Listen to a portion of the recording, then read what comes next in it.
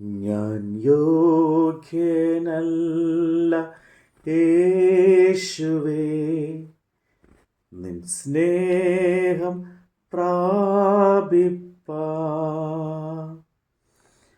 ഞാൻ യോഗ്യനല്ല യേശുവേ, നിൻ നന്മ പ്രാപിപ്പാൻ. എങ്കിലും നീ സ്നേഹിച്ചു, എങ്കിലും നീ മാനിച്ചു, എങ്കിലും നീ സ്നേഹിച്ചു, എങ്കിലും നീ മാനിച്ചു. ഇത്ര നല്ല സ്നേഹമേ നന്ദിയോടെ വാഴ്ത്തും ഞാൻ.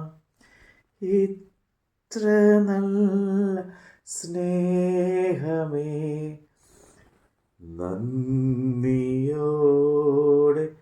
വാഴ്ത്തും ഞാൻ. അപ്പോസ്തലനായ പൗലോസ് തീമോഥെയോസിന് എഴുതിയ 1-ാം ലേഖനം, അധ്യായം 6.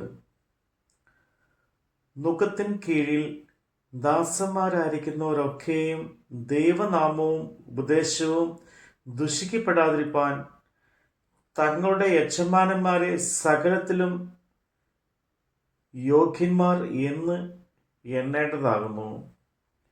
വിശ്വാസികളായ യജമാനന്മാരുള്ളവർ അവരെ സഹോദരന്മാർ എന്ന് വെച്ച് അലക്ഷ്യമാക്കരുത്.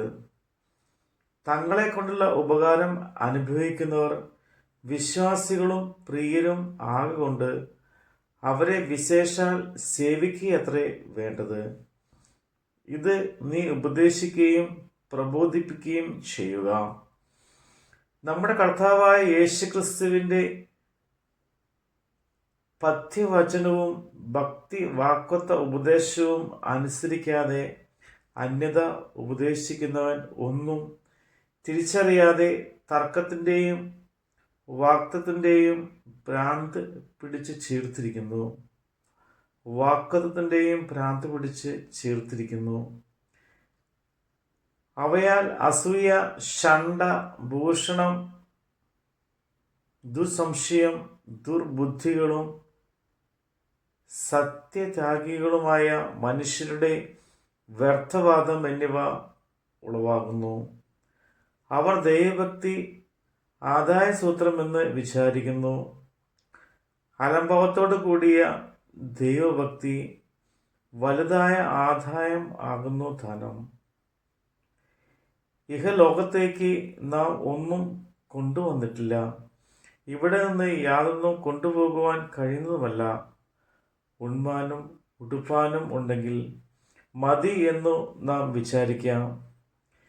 ധനികന്മാരാകുവാൻ ആഗ്രഹിക്കുന്നവർ പരീക്ഷയിലും കെണിയിലും കുടുങ്ങുകയും മനുഷ്യർ സംഹാരനാശങ്ങളിൽ മുങ്ങിപ്പോകുവാൻ ഇടവരുന്ന മൗഢ്യവും ദോഷകരവുമായ പല മോഹങ്ങൾക്കും ഇരയായി തീരുകയും ചെയ്യുന്നു.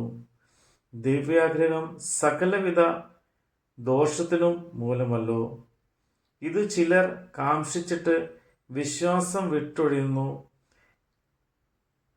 ബഹുദുഃഖങ്ങൾക്ക് അധീനരായി തീർന്നിരിക്കുന്നു.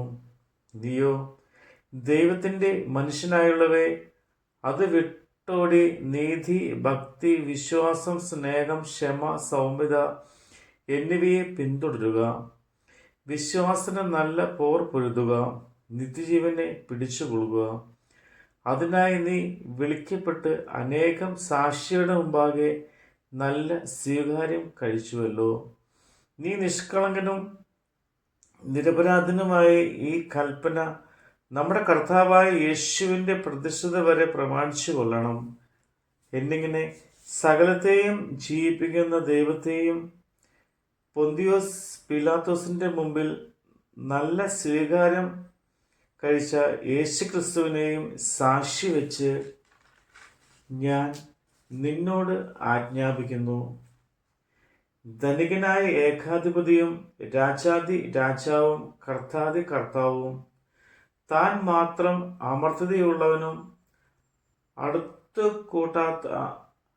അടുത്തു കൂട്ടാത്ത വെളിച്ചത്തിൽ വസിക്കുന്നവനും മനുഷ്യർ ആരും കാണാത്തവനും കാണുവാൻ കഴിയാത്തവനുമായവൻ തക്ക സമയത്ത് ആ പ്രത്യക്ഷത വരുത്തും. അവന് ബഹുമാനവും നിത്യബലവും ഉണ്ടാകട്ടെ. ആമേൻ. ഈ ലോകത്തിലെ ധനവാന്മാരോട് ഉന്നത ഭാവം കൂടാതിരിപ്പാനും നിശ്ചയമില്ലാത്ത ധനത്തിലല്ല, നമുക്ക് സകലവും ധാരാളമായി അനുഭവിപ്പാൻ തരുന്ന ദൈവത്തിൽ ആശ വെപ്പാനും നന്മ ചെയ്യുവാനും സൽപ്രവൃത്തികളിൽ സമ്പന്നമായി ദാനശീലവും ഔദാര്യമുള്ളവരുമായി സാക്ഷാലുള്ള ജീവനെ പിടിച്ച് കൊള്ളേണ്ടതിന് വരും കാലത്തേക്ക് നല്ലൊരു അടിസ്ഥാനം നിക്ഷേപിച്ച് കൊള്ളുവാനും ആജ്ഞാപിക്കുക. അല്ലയോ തീമോഥെയോസേ, നിന്റെ പക്കൽ ഏൽപ്പിച്ചിരിക്കുന്ന ഉപനിധി കാത്തുകൊണ്ട് ജ്ഞാനം എന്ന് വ്യാജമായ പേർ പറയുന്നതിൻ്റെ ഭക്തിവിരുദ്ധമായ വൃത്താലാപനങ്ങളെയും തർക്കസൂത്രങ്ങളെയും ഒഴിഞ്ഞു നിൽക്കുക. ആ ജ്ഞാനം ചിലർ സ്വീകരിച്ചു, വിശ്വാസം വിട്ട് തെറ്റിയും ഇരിക്കുന്നു. കൃപ നിങ്ങളോട് കൂടെ ഇരിക്കുമാറാകട്ടെ. നമ്മുടെ കർത്താവിൻ്റെ വചനമാണ് നമ്മൾ കേട്ടത്. ഞാൻ ദോഷമായി നിരൂപിച്ച ദോഷങ്ങൾ പ്രവർത്തിച്ചും ഞാൻ ദോഷമായി നിരൂപിച്ച ദോഷങ്ങൾ പ്രവർത്തിച്ചും എങ്കിലും കനിഞ്ഞു നീ, എങ്കിലും ക്ഷമിച്ചു നീ, എങ്കിലും കനിഞ്ഞു നീ, എങ്കിലും ക്ഷമിച്ചു നീ. ഇത്ര നല്ല സ്നേഹമേ നന്ദിയോടെ വാഴ്ത്തും ഞാൻ. ഇത്ര നല്ല സ്നേഹമേ